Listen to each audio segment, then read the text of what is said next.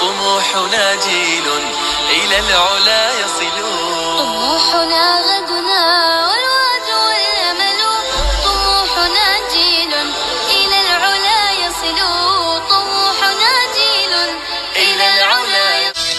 شكرا لكل معلم رباني، وبكفه كأس العلوم سقاني. الرسالة الأخيرة سريعا إلى الإخوة جميعا العاملين في المعهد.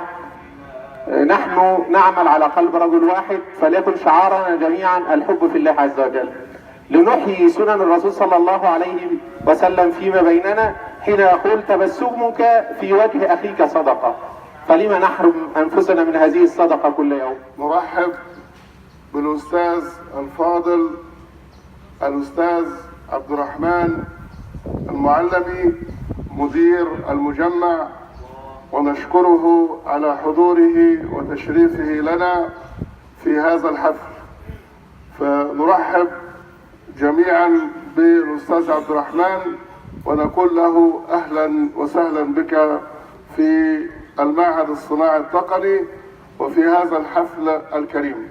ونبارك ونهني الأستاذ عبد الرحمن عمر بمناسبة زواجه الميمون، ونسأل الله سبحانه وتعالى أن يسعده في الحياة الدنيا وفي الآخرة، وأن يجعل هذه الزيجة زيجة مباركة بإذن الله تعالى.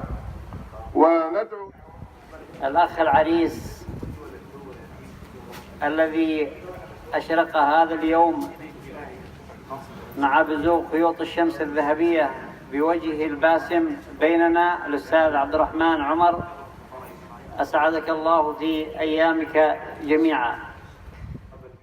أشكر لكم هذه المناسبة الرائعة، لفتتكم الجميلة لنوع من أنواع التكافل الاجتماعي، وتهنئتكم هذه لأخيكم وزميلكم وأستاذكم الأستاذ عبد الرحمن عمر، ونقول له كما قال السابقون ألف ألف مبروك، وإن شاء الله حياة سعيدة تملأها الفرحة والغبطة والسرور طوال عمره، وأن يجعل بيته عامرا بالأفراح والمسرات. وأن